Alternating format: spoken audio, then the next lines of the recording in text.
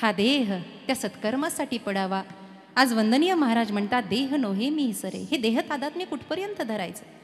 हा देहाचा अहमदंड कुठपर्यंत धरायचा? अरे काहीतरी कार्य करण्यासाठी हा पिंजरा हातात दिलाय. देवे दिला देह, पैसा गोमटा. भजना जाग्यावर आहेत बरं. भजना गोमटा, भजन करण्यासाठी दिला. म्हणून दिनरजनी हाची धंदा, गोविंदाचे पवाडे. काहीतरी काम करण्यासाठी दिला. मग याची आसक्ती किती वेळेला धरून, अरे योग्य वेळ आली ना की त्या देहाचा मोह सुटला पाहिजे. आणि तो मोह सुटा म्हणून भजनानंदामध्ये इतकं रस झालं पाहिजे जितके तुकोबा रस झाले आहेत, जितके माऊली. आता संतांच्या पुण्यतिथ्या होऊन गेल्या, महान संतांच्या. संत श्रेष्ठी नामदेवराय आणि श्री संत सावता महाराज.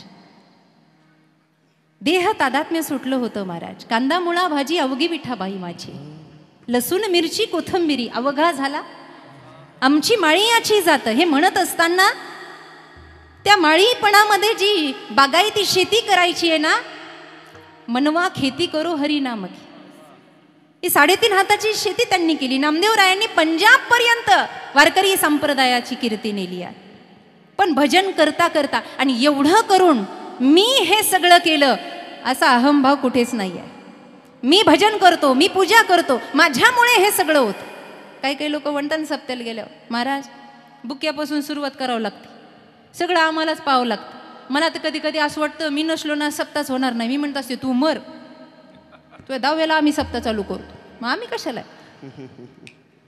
मी करता ऐसी म्हणसी तेने तू कष्टी होसी, राम करता म्हणता पावसी यश कीर्ती प्रतापे. कशासाठी मी मी मी मी हे थोड्यापुरतं धारण करा. अहम ब्रह्मास्मी येईपर्यंत देहोहम देहोस्मी स्थिती असावी. एकदा अहम ब्रह्मास्मीकडे भजनानंदामध्ये चाललं की देहोहम देहोस्मी स्थिती सुटावी. आणि मग अहम ब्रह्मास्मी सुद्धा हा सुप्त अहंकाराचं कारण आहे, ही सुद्धा असू नये. मग त्यावेळेला स्थिती कोणती असावी? न सांगणारी स्थिती असावी, ज्याला शून्यपद असं म्हणताय. डोक्याच्या वरून जात आहे. उदाहरण सांगते. रानावनात काही लोकांना फिरायची सवय. शेतकरी गेला, त्याने सगळी खुरपणी केली, सगळ्या गोष्टी केल्या. मालक कधी नव्हे पाहायला आला. जुने कीर्तनकार हा दृष्टांत फार रंगवून सांगायचे. आणि मग मालक पाहायला आल्यानंतर त्यानं पाहता पाहता पाहता पाहता काटा त्याच्या पायात घुसला. काटा पायात घुसला, रक्तबंबाळ पाय झाला, सुजला पाय, वेदना व्हायला लागल्या. एवढ्या वेदना, काय करावं? आता तिथे कोणतं साधन नाही आहे, काही पूर्वतयारीनं तो शेतामध्ये आला नाही आहे. आणि मग काटा पायातला काढायचा कसा? जुनं डोकं होतं, काही जुने विचार होते. त्यानं लगेच दुसरा काटा पाहिला. काट्यानं असे बरेच काट्याने निघते. काट्यानं काटा काढला. आणि ज्या काट्यानं काटा काढला त्या काट्याला एवढा त्यानं प्रणाम केला. म्हणलं वा, काट्यानं काटा निघला बरं का. जो पायात घुसला होता त्याला बाजूला फेकला, पण ज्या काट्यानं काटा काढला त्या काट्याला खिशातला रुमाल काढला आणि त्या काट्याला रुमालावर ठेवला. आणि मग त्याच्याशी बोलायला लागला. वा काटे महाराज. काटे महाराज नाही ना इथं. मज वाटे त्याशी. कुणाला म्हणतो? काट्याला. मज वाटे त्याशी काट्याला. काय करावं? मला तर असं वाटतं ना, तुम्हाला कुठे ठेवावं. बोलतोय काट्याला, काटे महाराज काही करा, माझं मन तुम्ही जिंकून घेतलं. नाही नाही नाही, तुमची जागा या रानावनात नाही हो. घरामध्ये गेलो ना, देवघराजवळ अतिशय पूजण्यासाठी तिथे काटा तुम्हाला ठेवून देतो आम्ही. पण तो वर कुठे ठेवायचा? मग काटा काढला आणि खिशात ठेवला. रुमाल झटकला, दुसऱ्या खिशात ठेवला. काट्यानं काटा काढला होता, खिशात ठेवला. घाईघाईनं घरी गेला. दुपारची वेळ, भूक म्हणते मी. जेवला आणि पोटभर उदरम पूर्णम झाल्यानंतर पत्नीला सांगितलं, अगं आता थोडीशी वामकुक्षी घेऊ का? वामकुक्षी ही थोडीच घ्यायची असते, घोरायचं नसतं. वामकुक्षी दुपारी थोडं आपल्या डाव्या अंगावर पडले, वामकुक्षी घेऊ का? म्हणले हो घ्या, मी तोपर्यंत बघते बाकीचं काय असेल ते. झोपला. आणि तो झोपल्यानंतर खिशातल्या काटेरावांनी मोठा पराक्रम केला. कूस बदलली आणि सरकायला गेला, तसाच काटा पोटात घुसला आणि 30% ऑपरेशन झालं. 5 लाख रुपये लागले. खिशातला बरा का पायातला बरा? कोणताच नाही झाला. कोणतं पायात होता ना बिचारा, सावकाश घुसला, त्याला बरं वाटत होतं त्या पायात, राहू द्या महिनाभर. पायातला बरा का? मानाच हलविनात बाबा. काय फिट झाल्यात का काय म्हणा? पायातला बरा, मग खिशातला बरा. पायातला काढेपर्यंत खिशातला बरा, पायातलाही बरा नाही आणि खिशातलाही बरा नाही. तसं देहोहम स्थितीही बरोबर नाही आणि अहम ब्रह्मास्मीही बरोबर नाही. विठ्ठल विठ्ठल विठ्ठल विठ्ठल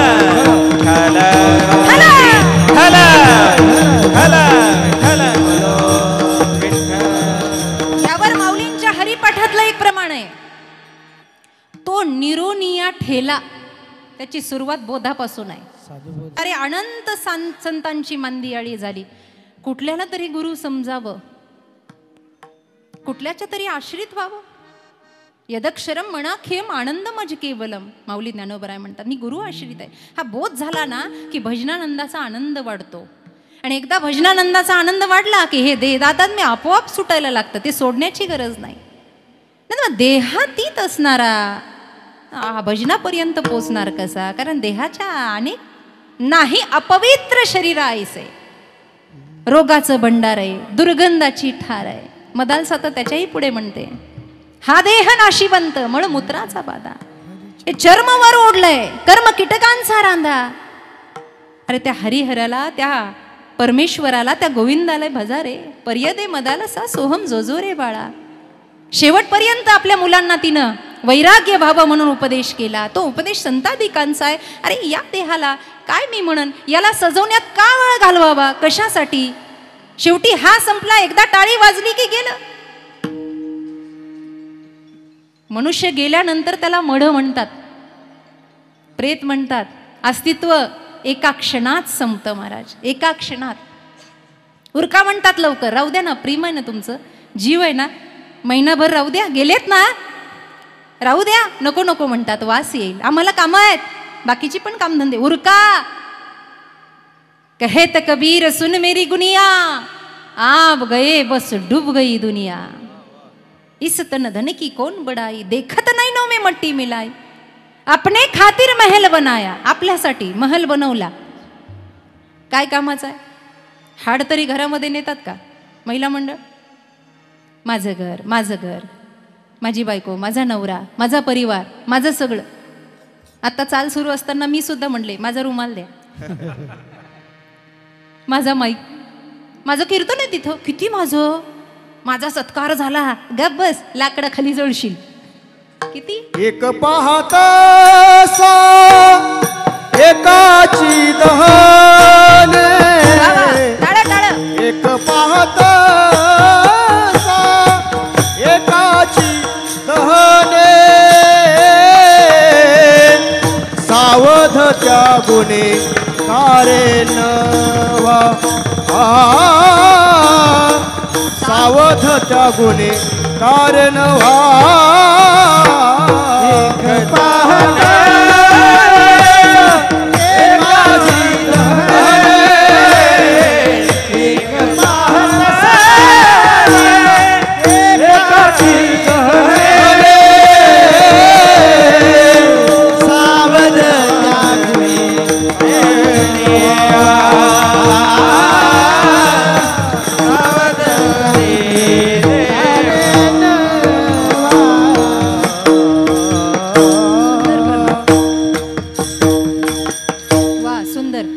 जागा रिकामी आहे, महिला मंडळांची संख्या कमी, काही उभे राहिले, तुम्ही इकडे पण बसू शकता, कोण काय म्हणणार नाही तुम्हाला. बसा, उभे राहू नका, इकडे बसा.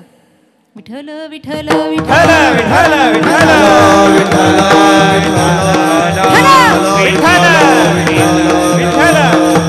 सावध व्हा, जागृत व्हा. या हरिभजनाच्या छंदामध्ये स्वतःला झोकून द्या. कारण का, उरला उरे विठ्ठल या दिशेकडे आपल्याला जायचं आहे. त्याच्याशिवाय विठ्ठल उरणार नाही. पंचतत्वाचा आहे हा देह, याची आसक्ती बाधित झाल्याशिवाय नाही, याचा मोह, हा मोह कमी होत नाही. दिन प्रतिदिन आपण मोहाच्या दिशेने चाललोय. दैवी हेशा गुणमयी मम माया दुरतया मामे वये प्रपद्यन्ते माया मेतांतरंती. ते भगवंत म्हणतात, अर्जुना, ही माया जी आहे ना ममत्वासाठी, ही माया तर रडण्याचं कारण आहे बाबा. मनुष्य रडला, मोहाला धारण केलं म्हणून रडला. आपल्या मनासारखं झालं नाही, रडू आलं. कोणती घटना घडली नाही, रडू आलं, थोडं त्याच्यापासून बाजूला ठेवा. अरे हे एकदा सगळं एकदाच वेळेला संपणार आहे, सगळं शून्य होणार आहे, काहीच राहणार नाही आहे ना. या देहाची शाश्वती आहे, बस नैनम छिंदंती शस्त्रानी. आत्मा अमर आहे.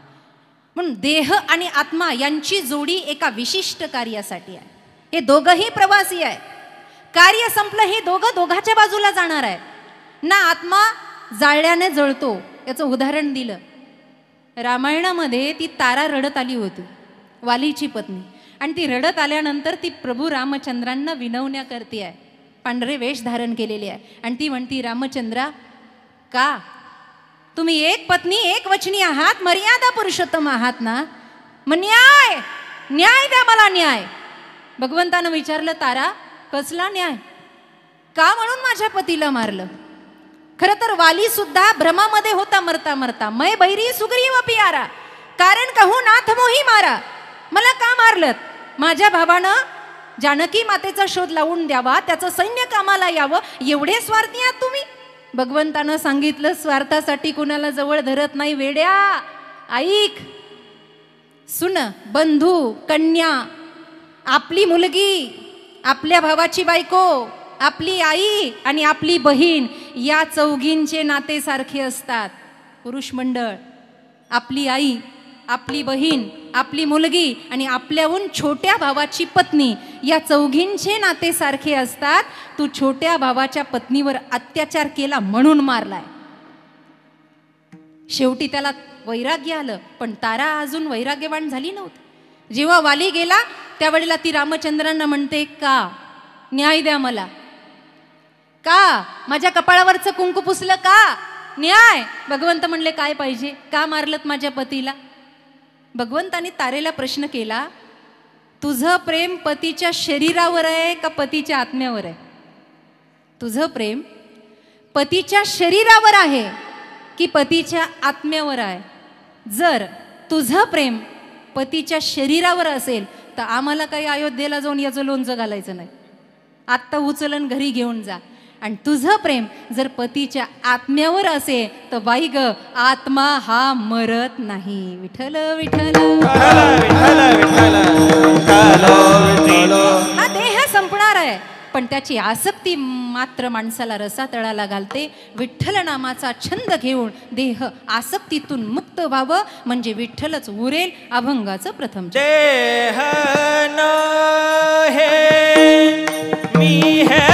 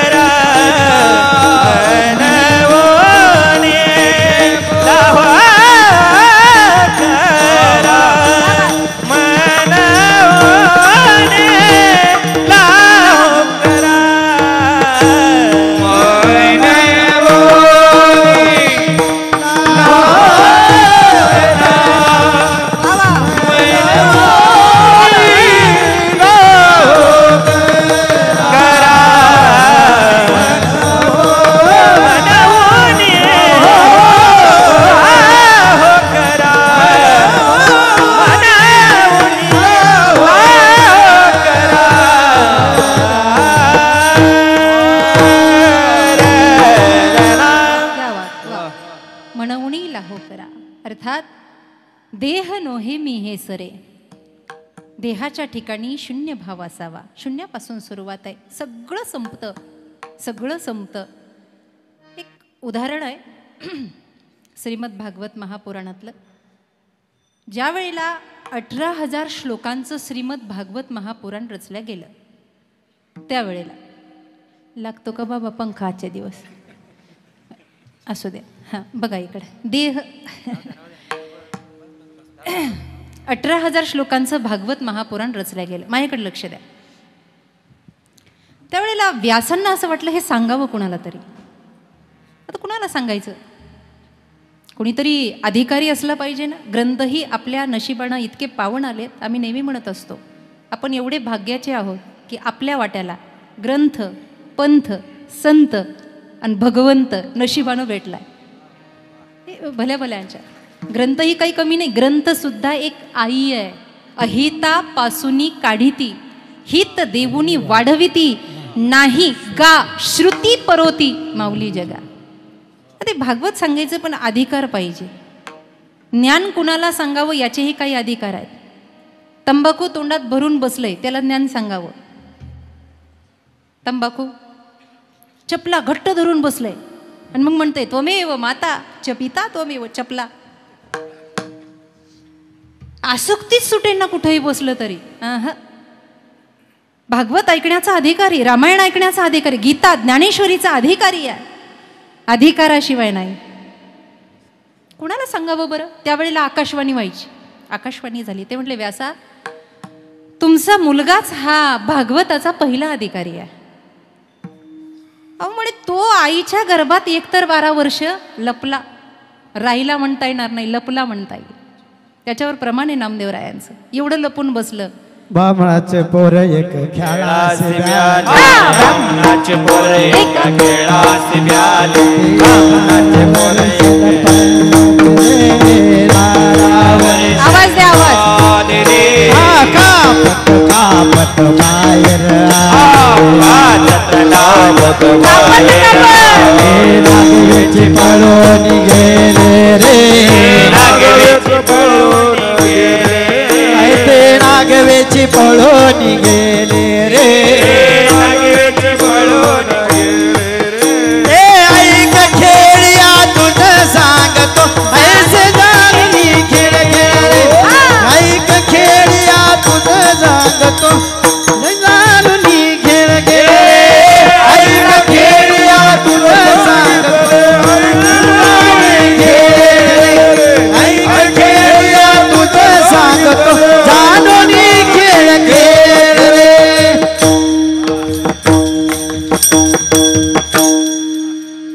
12 वर्ष आईच्या गर्भात. किती दिवस? 9 महिने 9 दिवस. 12 वर्ष. पण वर्णन करताना नामदेवराय अचूक पद्धतीनं वर्णन करतात. ब्राह्मणाचं पोर एका खेळासी व्यालं, मायारूपी खेळाला व्यालं. कारण ही माया मोठ्या मोठ्यांना रडायला लावते, मोठ्या मोठ्यांना फसवते. इंद्रा पडली वधे, चंद्र झाला काळा, नारद चुकला चाळा. हे मोठ्या मोठ्यांना फसवते. म्हणून लपून बसलं. किती? 12 वर्ष एका खेळासी व्यालं. 12 वर्ष लपालं रे.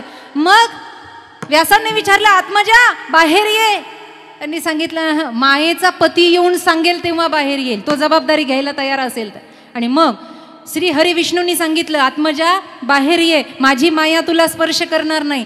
त्यावेळेला आले पण विश्वास बसला नाही. कसे आले? कापत.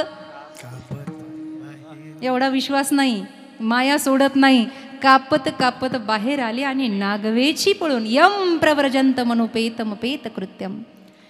द्वैपायणो विरह कातर आजुहाव, पुत्रेती तन्मय तया तर्वो विनेदुस तम सर्वभूत हृदयम मुनिमानतोस्मी. निघून गेले.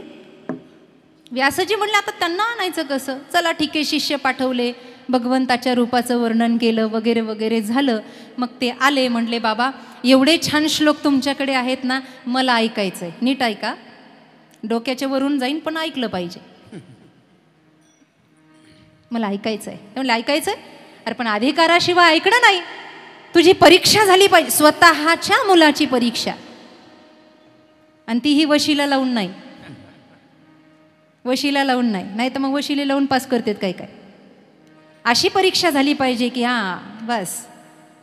परीक्षा घेणारा कोण आहे? गंमतच आहे वाङ्मयाची. काही गंमत अशी आहे, ज्याला परीक्षा द्यायची तो नैष्टिक ब्रह्मचारी आहे आणि परीक्षा घेणारा ग्रहस्थी आहे. मला सांगा, ग्रहस्थ्यानं त्या वैराग्यवानाची परीक्षा घ्यावी का? पण ग्रहस्थीही असा होता, रामायण प्रमाणे, जोग भोगमह राखीव गोई, राम बिलोकत प्रगटी होसोई. जे देहातीत नव्हते, ज्यांना विदेह नगराचा राजा म्हणलं गेलं, असं महाराजा जनकांनी परीक्षा घेतली. आता गंमत अशी झाली, त्यांनी अगोदरच शिपायाला सांगून ठेवलं होतं, हे बघ असा असा बाबा येणार आहे. आता गुन्हा आणण्यासाठी, त्याचं अधिष्ठान प्राप्त होण्यासाठी देह उघडा होता, दिगंबर काया होती योगींद्र शुकाचार्यांची. पण केळ्याच्या साला एवढी लंगोटी घातली तात्पुरती आणि म्हणले जा आता जनकांच्या दरबारात परीक्षा होईल. आता ती परीक्षा साधी होती का? लगेच फोन लावला आणि गेटवरच्या शिपायाला सांगितलं आम्ही आलो, त्यांना सांगा. असं नव्हतं. उभा राहिले, दिगंबर काय आहे. पण असं असताना सुद्धा त्या चोपदारांनी, त्या पहरेदारांनी, त्या सैनिकानं विचारलं, कोण हो आप, कोण आहात तुम्ही? आणि काय? काही नाही, मी व्यासांचा मुलगा आहे. आतमध्ये त्यांना जाऊन सांगा व्यासपुत्र आलाय. आतमध्ये त्यांना जाऊन सांगा व्यासपुत्र आलाय. शिपाई आतमध्ये गेला. महाराज की जय हो. माझ्याकडे लक्ष द्या. महाराज की जय हो. बोला. कुणीतरी एक दिगंबर काया, बस लंगोटी अंगावर, भेटण्याची इच्छा आहे. तुम्ही मला सकाळी त्याची माहिती दिली होती. ते आले दारामध्ये, त्यांनी निरोप दिला. काय निरोप आहे? काही नाही. त्यांनी सांगितलं आत जाऊन सांगा व्यासाचा मुलगा आलाय. आतून उत्तर आलं, त्याला म्हणावं तिथेच उभा राहा, पण संघाचा त्याग कर. संघात त्याग येते. बाहेरच उभा राहा, पण संघाचा त्याग कर. शिपायानं उत्तर सांगितलं आणि उत्तर ऐकल्यानंतर हे विचार करायला लागले. हुशार माणसं अशी असतात की त्यांना आपलं कुठं चुकलं हे पटकन कळतं. आणि ते विचारांती त्यांच्या लक्षात आलं, संघ आजूबाजूला तर कोणतं नाही, पण विचारांचा संघ आहे. अच्छा अच्छा, मी त्यांचा मुलगा आहे हे ममत्व माझ्या ठाई आहे. माझं चुकलंच बरं का. थोडा वेळ थांबले आणि पुन्हा शिपायाला बोलून घेतलं, इकडे या. आता त्यांना म्हणावं शुकाचार्य आलेत. सैनिक आतमध्ये पळत गेला. महाराज की जय हो. निरोप हो आलाय. काय? ते म्हणले त्यांना जाऊन सांगा शुकाचार्य आला. महाराजा जनकांनी सांगितलं पुन्हा बाहेर जा आणि त्याला म्हणावं संघात त्याग येते. पुन्हा बाहेर आले. आता काय? अहो ते म्हणले संघाचा त्याग करा, नंतरच आतमध्ये प्रवेश आहे. आता काय झालं? मग त्यांच्या लक्षात आलं, हा शुकाचार्य ही देहाला लागलेली उपाधी आहे. आता ही उपाधी सुटली पाहिजे. हे नामकरण झालं या देहाचं आणि मी याचा ममत्व घेऊन बसलोय. ठीक आहे, हरकत नाही. तिसऱ्यांदा पुन्हा शिपायाला बोलून घेतलं. आता महत्वाचं आहे. ते म्हणले इकडे आहे आणि त्यांना जाऊन सांग मी आलोय. सैनिक आतमध्ये गेला. म्हटलं महाराज की जय हो. काय निरोप? काय नाही. त्यांनी सांगितलंय मी आलोय. महाराज म्हणले ते मीच अगोदर सोड आणि आतमध्ये ये. मी देह नव्हे मी हे सरे. जिथं मी पणा संपला तिथे परमार्थ सुरू होतो, संपतो नाही, सुरू होतो. म्हणून उरला उरे विठ्ठल. पण ही अवस्था प्राप्त करण्यासाठी एक साधना आहे अभंगाच्या दुसऱ्या चरणात. मन बोली लाभो कहरा, मन बोली लाभो कहरा, मन बोली लाभो कहरा, मन बोली लाभो कहरा, मन बोली लाभो कहरा, मन बोली लाभो कहरा, मन बोली लाभो कहरा, मन बोली लाभो कहरा. हे काळ सा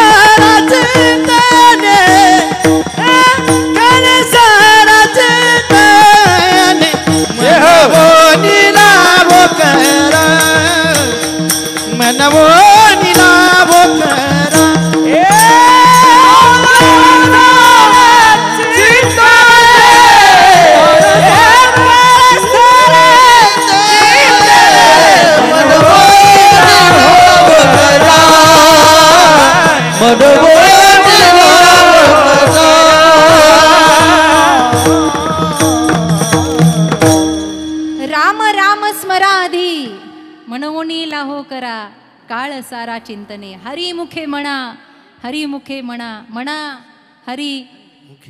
झोपले का काय? हरिमुखे म्हणा.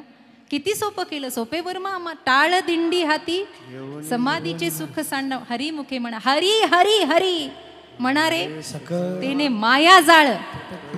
काहीच करायची गरज नाही, फक्त राम म्हणा, विठ्ठल म्हणा, हरी म्हणा.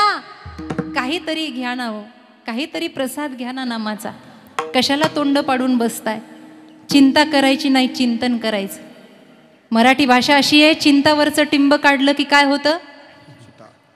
इथे उद्योजक बसले आहेत, राजकारणातली माझी भावंड बसली आहेत, समाजकारणातली आहेत, संप्रदायातली ज्येष्ठ मंडळी बसली आहेत, ज्यांच्या आशीर्वादानं माझं व्यासपीठ धन्य आहे. अशी मंडळी बसली आहे. आपण सगळे आहात, पण चिंतन करूयात ना. कशाला चिंता? बरं, स्वतःची चिंता. दुसऱ्याच्या घरात टी व्ही आल्यावर काय लावं? पोट दुखलं पाहिजे, पण आमचं दुखतं. हे फार पोटदुखीचे प्रकार आहे. कशा कशाने पोट दुखतं तुम्ही फक्त जोरात बोला. बोलताना बेसनाचे पदार्थ खाल्ले की पोट दुखतं. जरा मोठ्याने बोला. बेसनाचे पदार्थ खाल्ले की पोट, शिळे पदार्थ खाल्ले की पोट. चालू कार्यक्रमात नाव नाही घेतलं की तेव्हाही दुखतं. अवघड आहे फार. हे जात नाही. कशाची चिंता?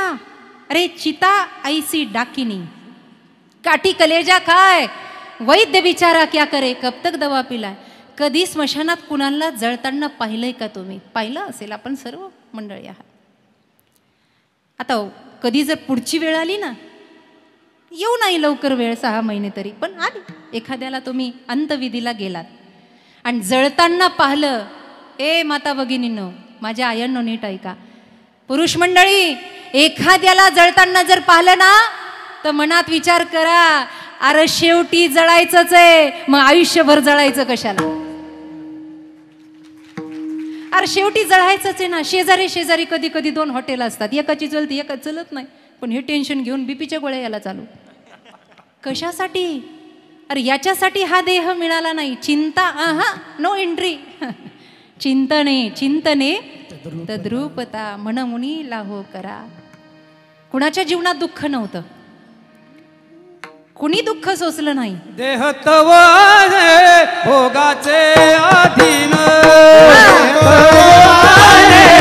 भोगाचे अधीन, देह तव आहे भोगाचे अधीन.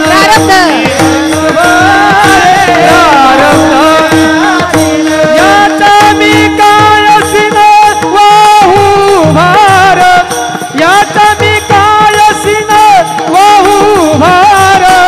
सर्व माझा काळ तुझी या चिंतने, वा वा. सर्व माझा काळ तुझी या चिंतने.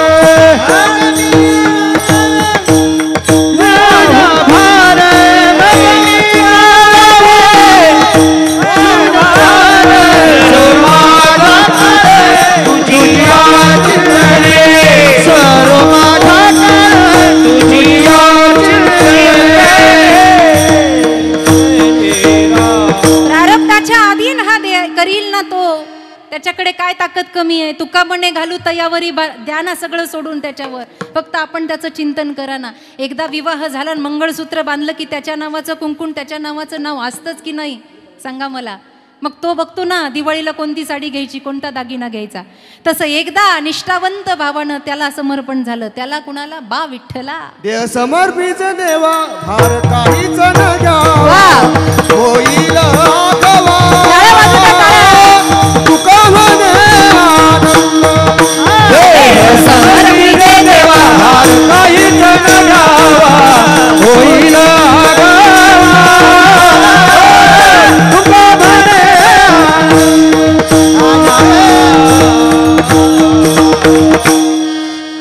देव निवारील, त्याला समर्पण करून द्या, तो सांभाळील. काही काही लोक, एक जणाने मला विचारलं, मंदिरात सोबत गेलो, दर्शन झालं, आणि दर्शन करून आल्यानंतर त्यांनी विचारलं, तुम्ही देवाला काय मागितलं? तुम्ही देवाला काय मागितलं महाराज? त्याचं एकच उत्तर आहे. आमचे स्वामीजी म्हणायचे, ती जर आई आहे ना, तर आईला काही मागायची वेळ आली नाही पाहिजे. तिला दिसत नाही का तिचं लेकरू कुठे चाललंय? तिला कळत नाही का तिचं लेकरू वेगळ्या वळणाला? तिला कळत नाही का तिच्या लेकराला काय कमी आहे? मागायचं कशाला? ती कृपा करणारी आहे ना, तर ती सगळं करेल. किंबहुना धनुर्धरा, त्याचं प्रेम आहे ते आपल्यावर. म्हणून चिंतन करा, चिंता नको. असं करा म्हणून लाहो करा काळ सारा चिंतने. चिंतनामध्ये काळ सारून टाका. दुःख कुणाच्या जीवनात नाही. ज्यांनी माय ज्ञानेश्वरी घडवली त्यांच्याही जीवनात दुःख आहे. ज्यांनी गाथा लिहिला त्यांच्याही जीवनात दुःख होतं. दुःखातून ते काय बाधित झाले नाही का? पण त्याच्यातून ते बाहेर निघाले. कसे बाहेर निघाले? मी प्रसंग नेहमी सांगते. कधी तुम्हालाही माहिती आहे, तुम्ही चरित्र वाचून आहात. अनेक अनुग्रही माझ्या समोर बसलेले आहेत. तुम्ही ज्ञानेश्वरी गीतेचे पारायण करणारी मंडळी आहात. माझ्यापेक्षा 4 पारायण तुमचे कदाचित जास्तच झाले असते. नीट ऐका माता भगिनींनी. ज्या दिवशी तुकोबारायांचे पिताश्री जात आहेत, तुकोबाराय कीर्तनामध्ये आहेत. माहीत नाही आहे इकडे वोलोबांची तब्येत किती खराब झाली आहे, काही कळत नाही आहे. गावची लोक धावत पळत जात आहेत, कणकाई रडतायत. काही करा पण तुक्याला घेऊन या, कारण माझ्या तुकाशिवाय त्याच्या बापाला बरं वाटणार नाही. जीव आहे ओ लाडका, जीव आहे. भजनानंदामध्ये रमलेले आहेत तुकोबाराय महाराज. तुकाराम महाराजांचं भजन आमच्यासारख्या कीर्तनकारांसारखं मोजून मापून नव्हतं वो. एवढ्या मिनिटात रामकृष्ण हरी घ्या, एवढ्या मिनिटात पहिली चाल घ्या. अवघा रंग एक झाला. एकदा रंगले की रंगले ना बाबा. जाऊ देवाची या गावा. ते गावच तिथे उमटलं, तिथे प्रगटलं. जन विजन झाले आम्हा विठ्ठल नामा प्रमाण. पाहे तिकडे बाप माय विठ्ठल आई रखुमाई. आणि अशी अवस्था असताना तिकडे म्हणे अंतविधी सुद्धा झाला. धावत पळत तुकोबा निघाले. उंबरठ्यावर उभा आहेत. जशी गाय हंबरडा फोडते ना, तसं कणकाईनं हंबरडा फोडला होता. तू क्या, अरे बाप तुका तुका म्हणून गेला. कुठं बसला होतास रात्रभर? तुकाराम महाराज देवाला आळवायला लागले. अरे भजनात एकदा सुद्धा असं जाणवलं नाही ना, माझ्या बापाचा प्राण तळमळतोय माझ्याशिवाय. का मिठी मारली आईला. आणि फार वेळ नाही, कणकाई 5-6 महिन्यात कणकाईचंही जाणं झालं. सौभाग्याचं जाणं पचलं नाही त्यांना. मायाही गेली आणि बापही गेला. तुकाराम महाराज देवाच्या समोर बसून रडतायत. देवा आता काय झालं का मनासारखं? नेली ना एकदाची माय, नेला ना एकदाचा बाप. आता मला कोण सांभाळणार आहे? ए विठोबा, माझ्या विठोबाचा कैसा प्रेम भाव. आता कुठे आहे तुझं विठोबा? पण आता दिसू दे ना या तुक्याला. आणि त्या दिवशी तुकाराम महाराज निष्ठेनं संकल्प करतात. आई बाप गेल्यावर संकल्प काय करावा? दुःख गुणाच्या जीवनात नाही, पण दुःखाला कवळून बसणं हे प्रेम नाही आहे. त्यातून सत्कर्माची दिशा निवडा. तुकाराम महाराजांनी त्या दिवशी संकल्प केला. विठो तुझे माझे राज. वा, विठो तुझे माझे राज.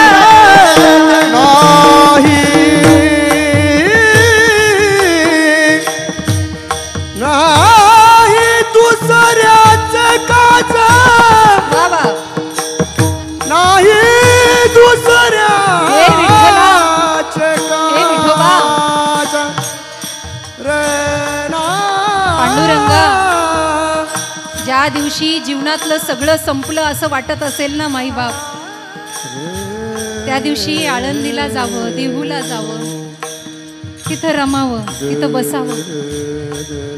ए आई, माय गेली ग माझी, आता तुझ्याशिवाय कोण सावरेल मला. अत्यंत प्रकारचं सुख गेलं ग माझ्या जीवनातलं आईच्या रूपानं. ए आळंदीची माय, तुझ्या कुशीत बसू दे ना ग. समाधीवर डोकं ठेवा म्हणा. जेवढे कुविचार असतील ना माऊली, जाऊ द्या ना. आई बाप होते तेव्हा काही चुकलं की पटकन सांगायचे. तुकोबा रडतात का? देवा भजनात जर एखादा शब्द चुकला ना तर बापानं सांगावं बोलोबांनी तू क्या इथं चुकलाय बरं का. देवा आता तुला सांगतो, जे माझ्या बापदात्यांनी केलं ना तेच करणार. काय? माझ्या वडिलांची मिराशिंगा देवा, तुझी चरण सेवा पांडुरंगा.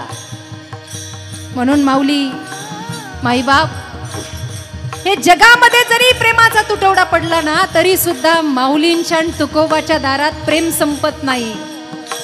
तिथून प्रेमाला प्रारंभ होतो. बनो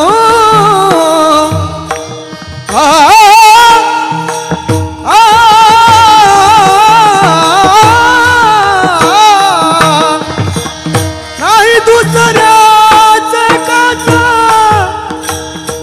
नाही दुसऱ्याच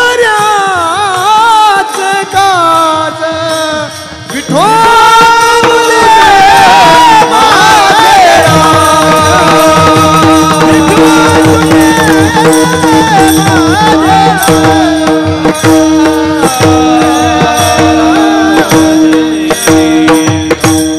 तुझं माझं नातं वेगळं आहे देवा. आपण जो आरती झाल्यावर श्लोक म्हणतो ना तो तुकोबांनी धन्य केला. त्वमेव माता च पिता त्वमेव. ह्या अभंगाची त्या श्लोकाजवळची सार्थकता आहे. तू माझा मी तुझा, बस आता हे घट्ट नातं आहे देवा. दुःख कोणाच्या जीवनात नव्हतं. धर्मवीर संभाजी महाराज आईच्या दुधाविना पोरकं बाळ, रडले दाय मोकलून. कुठे दूध मिळेल कुठे? आज आपण इथे सगळे बसले आहेत. काही काहींचे चेहरे एवढे नर्वस झाले, वाटतं सगळ्या जगाचं दुःख यांच्याच अंगावर पडलं. छत्रपती महाराज डोक्याला हात लावून बसले नाही. आता कसं होईल? आता काय करू? खरी कसोटी तर त्यावेळेला होती, शंभो बाळाच्या वेळेला. काय कसोटी होती? मला वीर पासलकरांकडे यायचंय म्हणून हा संदर्भ लावलाय. काय काय होतं? छत्रपती रडताय ढसढस. ज्यांनी स्वराज्याची स्थापना केली ना, आतापर्यंत मोठे मोठे पराक्रम झाले, रडू नाही आलं. पण केविलवानं लेकरू आईच्या दुधासाठी रडतय ना, आता डोळे भरून आले. ए माय भवानी, आता काय? ओल्या बाळंतनी कुठे आहेत? पंचक्रोशी शोध घ्या. सगळीकडे शोधलं आणि शोधल्यानंतर आऊसाहेबांना सांगितलं ज्याला जे पाहिजे त्याला ते मिळेल. बाया आल्या, पण आल्यावर बाया दुधाचा सौदा करू लागल्या. दुधाचा हिशोब केला पाहिजे. किती बिघा जमीन मिळणार व आऊसाहेब? किती धान मिळणार? काही म्हणले आम्हाला राहायला वाडा नाही, तुमच्या वाड्यात राहू द्या. काही म्हणले आम्हाला तोळ्यानं धन द्या. आऊसाहेबाचे डोळे भरून आले. अरे दुधाचाही व्यवहार? कोण? आणि अशा आसक्ती ठेवणाऱ्या, अशा स्वार्थी असणाऱ्या आईचं दूध माझा शंभू बाळ पेणार काय? आता काय? पण रस्ता निघाला अडचणीतून. खेड शिवापूर जवळचं एक छोटंसं गाव. आली, पदर खोचला. तिनं दौंडी ऐकली होती ना, आली म्हणली आओ मला फक्त एवढं दाखवा माझा शंभू बाळ कुठं बसलेलं, मला त्याला दूध पाजायचंय. कोण ग तू? तुला नको का बिका जमीन? नको तुला? सोनं नको? नाणं नको? कोण आहेस तू? तिनं सांगितलं मी गाडे पाटलाची सून आहे, माझं नाव आहे धाराऊ, मला दूध पाजायचंय. का ग तुला काही नको? काही नको. सणातल्या दारा माझ्या आता रोखत नाहीयेत, बस मला बाळाला जवळ घ्यायचंय, मला दूध पाजायचंय. का ग? जणू काही तिला ईश्वरीय संकेत झाला की काय? जरी ही कल्पकता असेल तरी सुद्धा ती म्हणते का कुणास ठाऊक असं वाटतं बस या बाळाला जवळ घ्यावं, दूध पाजावं. का? मोठं झाल्यावर लाखो स्त्रियांची आबरू वाजवणारं हे बाळ आहे, मला याच्यासाठी यायचंय. तेव्हा कुठे सुखाची किरण आली. आई भगवतीनं दर्शन दिलं. झालं दुःख सर्वांच्या आयुष्यात आहे, म्हणून भजन करणं सुटलं नाही. संतादिकांचं शौर्यांचं धाडस सुटलं नाही. आज दत्तोबा पासलकर, त्यांची कारकीर्द पाहिली तर महाभयानक. आज त्या पुस्तकामध्ये रोमांच अंगावर उभा राहतो. अशी सुद्धा माणसं. आणि आज 12वे वंशज आहेत आमचे आदरणीय बाळासाहेबजी दादा. 12वे वंशज. हा हा, याची देहीन याची डोळा असे वंशज पाहायला मिळतात, हे आमचं भाग्य आहे. विवाह होऊन आल्या आणि आल्यानंतर ताराबाईंनी दत्तोबांचा संसार प्रारंभ केला. छोट्या मोठ्या घडामोडी होत्या, चांगल्या पगाराची नोकरी होती, पण दत्तोबांनी तो पगार घरसंसाराला लावलाच नाही. तो इतिहास शोधण्यासाठी लावला. आज मला या पठारावर जायचं, या गड किल्ल्यावर जायचंय, इथे काय मिळतं का, तिथे काय मिळतं का, या शोधामध्ये. पण घरगृहस्थी चालणार कशी? छोटंसं गोळ्या बिस्किटाचं दुकान टाकलं, पण कमी पडू दिलं नाही. घरातली गृहिणी कशी असावी याचं उत्तम प्रकारचं उदाहरण म्हणजे आदरणीय मातोश्री आहेत ताराबाई. उत्तम प्रकारचं उदाहरण. संसारामध्ये एक एक कोडे आहेत, ते कधी सुटतच नाही, कधी सुटत नाही. आमचं महिला मंडळ पाहिलं ना, कुठं बाहेर गावी जात असताना फार विचित्रपणा आहे स्वभावामध्ये. नवऱ्यानं आवाज देवा, अगं मी गाडी घेऊन आलोय, बस ना लवकर गाडीमध्ये. मग त्या आतल्या घरापासून सुरुवात करतात. आतलं घर, मग ती कडी लावली का, नीट लावलं का, कपाटाला चावी लावली का, इथून सुरुवात आहे. मग ती लावली का, आले. हे सगळं बघत बघत आतून दारं खिडक्या बंद करत करत करत करत करत करत करत बस. आता समोरच्या त्या लोखंडाच्या गेटला मोठं कुलूप लावायचं आणि एकदाचं गाडीत बसायचं. आणि बस आता दरवाजा उघडला हंडे मारत, आणि आता बसायचं. अगं बाई, दुधावर झाकण ठेवलं का नाही कुणास ठाऊक. पुन्हा हे सगळं उघडत उघडत जायचं. हा कोड्यांचा खेळ संसारच आहे. पण हे कोडं बाजूला ठेवून जिनं समाज कार्याचा वसा आणि वारसा धारण केला ना, तिच्या जन्ममरणाचं कोडं खुलल्या गेलं. आज मोठी क्रांती आहे ताराबाईंची. खरं तर हे व्यासपीठ कुणाच्या निंदा किंवा स्तुतीचं नाही. लोक आम्हाला सांगता आईवर बोला, बापावर बोला. बंद करा आता हे सगळं. योगे 28 विटेवरी उभा. तो पुंडलिक राया आई बापाची सेवा करता करता 28 युग झाली असा संदर्भ आहे म्हणे. मी सुद्धा ऐकलेला आहे, अजून वाचलं नाही, पण मोठ्यांच्या तोंडून ऐकलं. एकदा असं झालं होतं म्हणे, नामदेवरायांनी विचारलं, त्यांना राग आला होता पुंडलिकाने वीट मागे फेकल्यावर. अरे कारे पुंड्या मातलासी किंवा कारे प्रेमे मातलासी, उभे केले विठ्ठलासी, ऐसा कैसा रे तो धीट मागे भिरकावली वीट. अरे तुला पद्धत विद्धत आहे की नाही ते म्हणले. मी थोडी बोलवलंय, माझी सेवा एवढी आहे की ते आले आहेत, राहतील उभे विटेवर. मग नामदेवरायांनी पुढे येऊन देवाला विचारलं, नीट ऐका, ए देवा, एक पुंडलिक झाला ज्यांना 28 युग तुला विटेवर उभं केलं, आता तू विटेवरून खाली कधी उतरशील? तेव्हा देवानं सांगितलं होतं, मी नाही, देवानं, ज्या दिवशी महाराष्ट्रात दुसरा पुंडलिक जन्माला येईल ना, त्या दिवशी मी विटेवरून खाली उतरेल. उतरच ना तो. आमचे पुंडलिक एका कानानं ऐकते, दुसऱ्या कानानं सोडून देतात. त्यांना काय सांगायचं? आमच्याच्यानं झालं नाही, माझ्याच्यानं झालं नाही. आमचे स्वामीजी म्हणायचे, बाळ रडू नको. मी रडायची त्यावेळेला. स्वामीजी म्हणायचे, बाळ, कीर्तन प्रवचनातून एखादा परिवार सुधारला आणि आईबापाची सेवा घडली ना, तुझं जीवन सार्थकी झालं. ते सद्मार्गाला लागले ना, तुझ्या आईची सेवेचं पुण्य आहे ना, तुला घडेल. पण मी तरी सुद्धा लोकांना सांगत नाही, कारण का, यात काही मोठेपणा नाही. ऐका, काही लोक म्हणतात आम्ही आईबापांना सांभाळलं, अशा आम्हाला सांगायला आले ना, ते निघून गेल्यावर मी म्हणते, येडं हे आई बापाला सांभाळलं म्हणतंय. हंडे महाराज शेवटच्या श्वासापर्यंत आपली माय आपल्याला सांभाळत असते, आपण नाही तिला सांभाळत. अरे ती गेली तरी ना, कधी कधी आपण म्हणतो ना, मरता मरता वाचलो. हे जे वाचणं आहे ना, तो आईचा आशीर्वाद आहे, तो बापाचा आशीर्वाद आहे. आणि त्यांच्यासाठी गात रावण बोलत राहावं, हा हा, त्यांची सेवा करावी. नाही सेवा घडली, निदान त्यांना सुख कशात आहे हे कर्म तरी करावं, हे कर्म तरी करा. थोडंसं विषयांतर होईल, पण एक प्रश्न तुम्हाला विचारायचा आहे. घरावर आपत्ती आली की आपण ब्राह्मण काकाकडे जाता आणि ब्राह्मण काकाला म्हणता, आमच्या घराकडे काहीतरी दोष लागलाय, तुम्ही बघा. तेव्हा ते म्हणतात, तुमच्या घराला पितृदोष लागलाय. म्हणता का नाही? पितृदोष, पितृदोष निवारणासाठी त्रिपिंडी कालसर्प आहे त्र्यंबकेश्वराला, जिथे त्रिवेणीचा संगम आहे. हे करणं योग्य आहे, कर्मकांडाचा विधी आहे. पण एक छोटा प्रश्न आहे, मुठभर तांदळासाठी आपला बाप किंवा माय उपाशी राहील का? मग पितृदोष लागला का? त्यांच्या मनासारखं कार्य अजून आपल्या हातानं घडलं नाही म्हणून ते रागवलेले आहेत. ज्या दिवशी सत्कर्म घडेल ना, त्या दिवशी आई बापाला आनंद होईल आणि त्यांना मोक्ष मिळेल. त्या दिवशी खरं पिंडदान होईल. हे आहे. आणि हे सगळं करत असताना त्या भजनाची तार, त्या संत महानुभवाच्या सत्संगाची तार कधीच सुटल्या गेली नाही पाहिजे. कारण का, निस्वार्थपणानं भजन करावं, सांभाळण्यासाठी तो समर्थ आहे. अभंगाचं तिसरं चरण. पाळण्याची नाही चिंता, पाळण्याची नाही चिंता, चिंता पाळण्याची नाही चिंता, पाळण्याची नाही चिंता.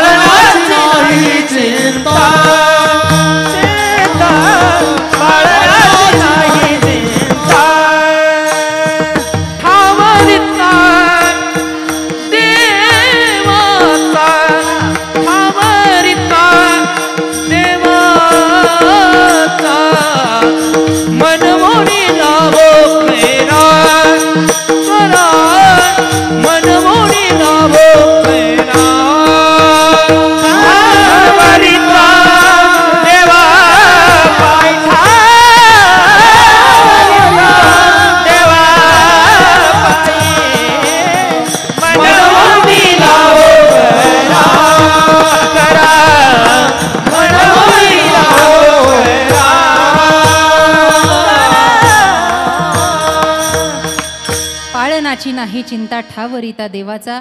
वंदनीय महाराज म्हणतात एकदा त्याच्या ठाई समर्पण केलं की तो आपलं पालन पोषण. आता पालन पोषण म्हणजे फक्त खाणं पिणं, आपल्या खायचं लक्षात राहतं जास्त, फक्त खाणं पिणं नाही. तो पालक आहे ना आपला, आपला सर्व भार सांभाळून घेईल.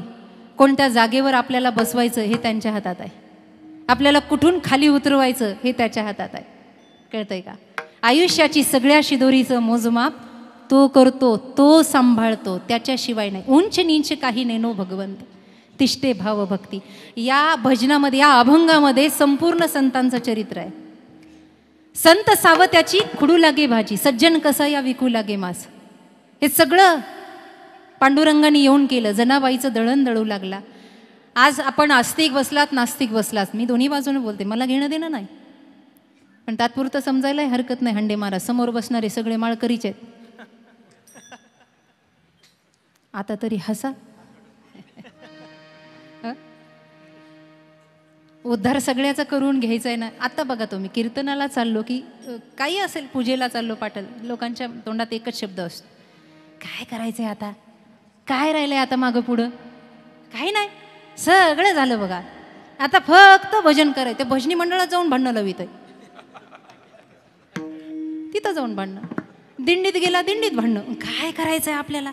अरे तू गप बसलेला बरा, तू काहीच करू नको, देव तुझ्याकडं पाहतोय. मनाचे उद्वेग कधी थांबलेले नसतात. इतक्या वाटा शोधतात अशी लोक, इतक्या वाटा शोधतात. संत संगतीमध्ये अनुग्रहित जीवन जगावं, गाथ्याच्या ज्ञानेश्वरीच्या अनुग्रहित जीवन जगावं. आज पुण्यस्मरणाचं कीर्तन आहे, इथे कोण किती शाब्दिक भाषा वापरेल मला माहीत नाही, पण इथे मी फार मोठी नाही, मी तर आपलं लेकरू आहे, तुम्हीच मला सांभाळलंय. पण महाराजांच्या अभंगाचा थोडा जरी प्रसाद आज घेऊन गेलात ना, तर खरी भावपूर्ण श्रद्धांजली या आईला प्राप्त होईल. खरं तर तिच्यासाठी साकडं मागितल्यासारखं होईल, एक चांगला गुण. आणि ह्या चांगल्या गुणासाठीच हे सगळं करायचं. हे कीर्तन भजन त्याच्यासाठीच आहे.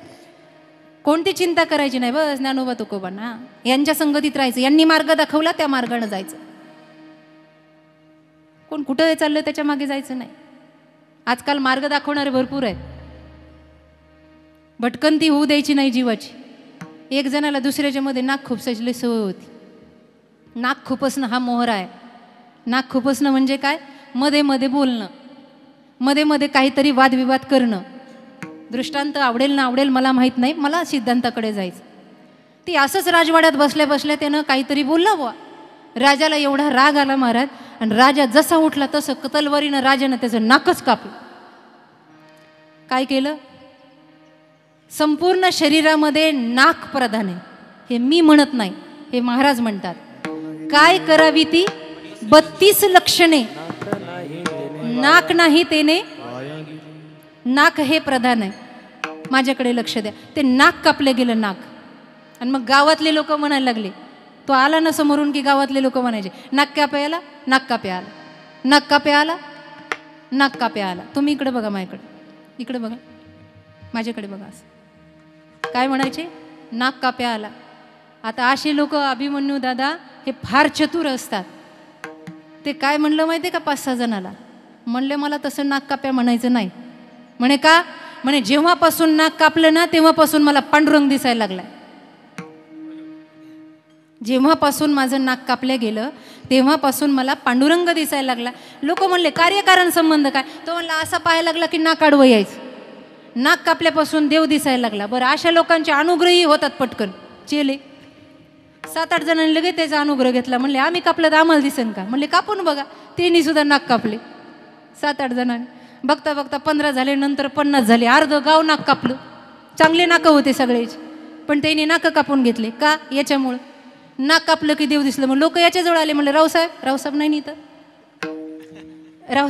रावसाहेब नाक कापलं की देव दिसत होता. मग दिसत नाही. तो म्हणला हे बघा, नाही दिसला आणि दिसला, असाही तो दिसत नाही तसाही दिसत नाही, पण नाक कापल्यापासून देव दिसतो असं म्हणायचं.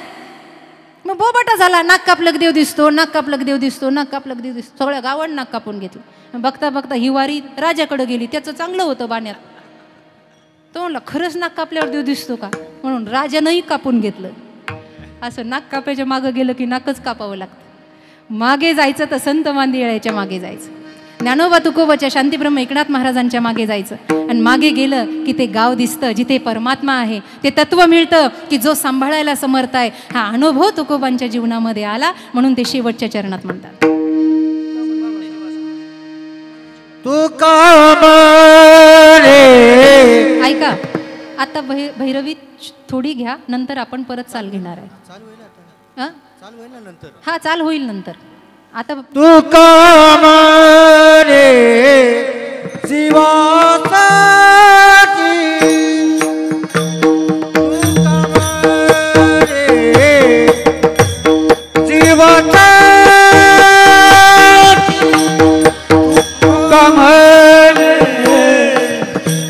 जीवासाठी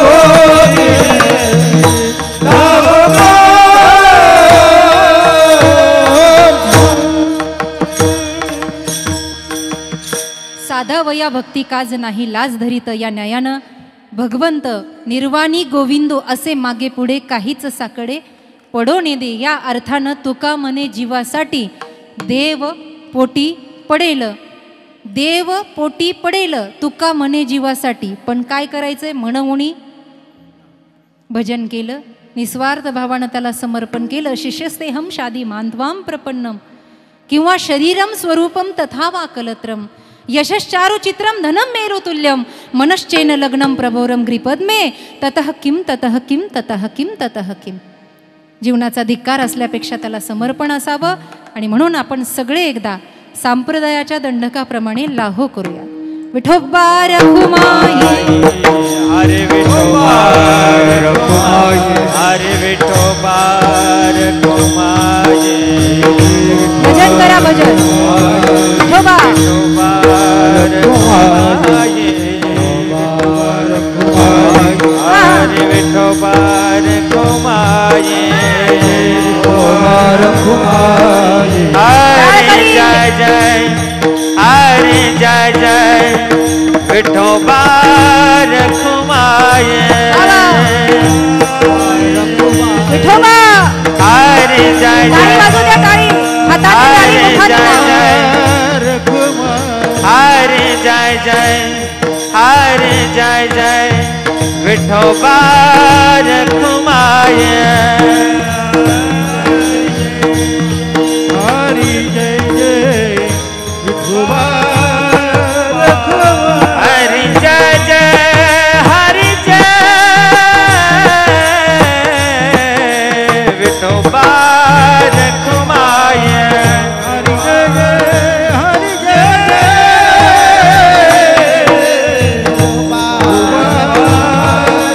हरि जय जय,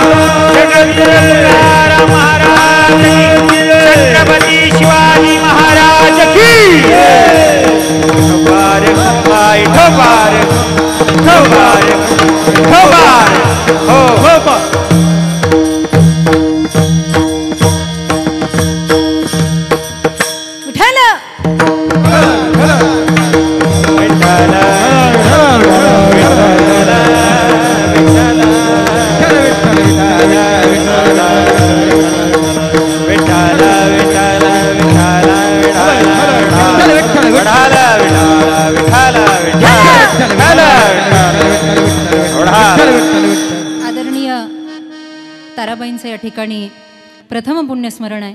खरं तर नियोजित वेळ आमचे दत्ताभाऊ पासलकरांनी मला सांगितलं की 10ला कीर्तन सुरू होईल आणि 4 वाजेपर्यंत कीर्तन चालू राहील.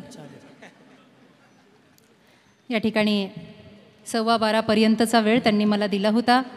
कैलासवासी श्रीमती ताराबाई दत्तोबा पासलकर यांचं आज प्रथम पुण्यस्मरण आहे आणि त्यानिमित्तानं आदरणीय श्री बाळासाहेब दत्तोबा पासलकर त्यांचे चिरंजीव जे उद्योग क्षेत्रामध्ये त्यांचं नाव मोठं आहे, उद्योगपती आहेत, पण एवढं असूनसुद्धा आईच्या सुसंस्काराचा ठेवा ज्यांच्याकडे आहे प्रसाद रूपाने आणि एवढंही करता करता समाजाचं कार्य जे करतात, या घराण्यातली सुनबाई असेल, त्यांच्या मुली असतील, त्यांची नातवंड 3 आहेत, त्यांच्याही पत्न्या नातसुना आहेत, हा संपूर्ण परिवार खरोखर वाखाणण्याजोगा आहे.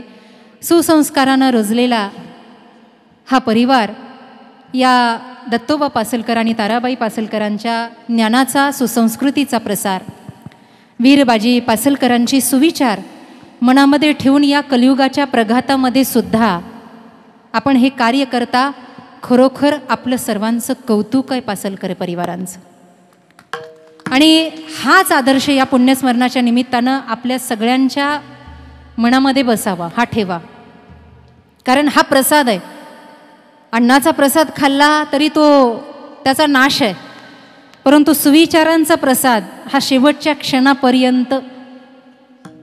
कळतंय का? मनुष्य हा शेवटपर्यंतचा विद्यार्थी आहे. एकदा लता दिदींना कुणीतरी प्रश्न विचारला होता की दिदी शेवटचा राग कोणता आहे? राग जो आपल्याला येतो तो नाही, राग. त्यांनी सांगितलं राग हा कधी संपत नाही. काय सांगता, शेवटच्या क्षणेलाही एखादी तार स्वराची जोडली तर तोही राग बनून येईल. तसं मनुष्य हा, माझे आता विचार संपले, मी भरपूर कमवलं. काही लोक म्हणतात हां मस्त केलं, खूप झालं, आता काही करायचं. हां, शेवटपर्यंत मनुष्य विद्यार्थी आहे, शेवटपर्यंत. आणि या आईसारख्या विचारांचा प्रसाद जर आपल्याजवळ असेल ना, तर जगात कोणतंही संकट येऊ द्या, लढण्याची ताकद निश्चितपणानं मिळेल. असं एक आभा मंडळ आहे यांच्याकडे. आज 103 वयापर्यंतचं जगणं बघा ना, हे साधं आहे का? आता आमचं पुढं काय होईल काय माहिती, तुमचं कायला सांगावं, आम्ही आमचं सांगतो.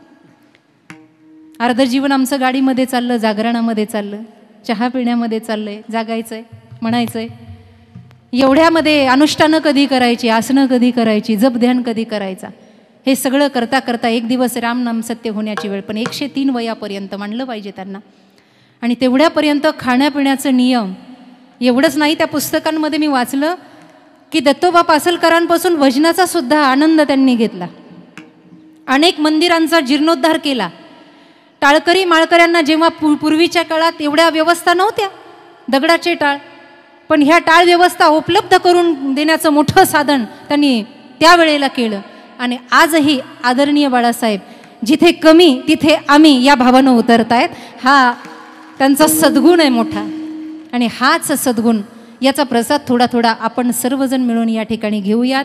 म्हणून आज या आईसाठी देवाला प्रार्थना करूयात. देवा, आता म्हणता येईल. काही लोकांना बोलता बोलता सुचत नाही आणि ते मध्येच म्हणत असता, याचसाठी केला अट्टाहास, शेवटाचा दिस. आजचे इथं बोलणारे नाही, तसं राग पाहू नका माझ्याकडे. ते म्हणत असता, याचसाठी केला अट्टाहास, शेवटचा दिस गोड व्हावा. पण कधी? त्या म्हणणाऱ्यालाही कळत नसतं की शेवटचा दिस कधी आहे. मैतीला भरपूर समाज असला म्हणजे शेवटचा दिस गोड झाला काय? का भरलेल्या गोकुळात जीव गेला म्हणजे शेवटचा दिस गोड झाला? कधी? शेवट तो भला माझा बहु गोड झाला, ज्याचा भजन करता करता देह पडला.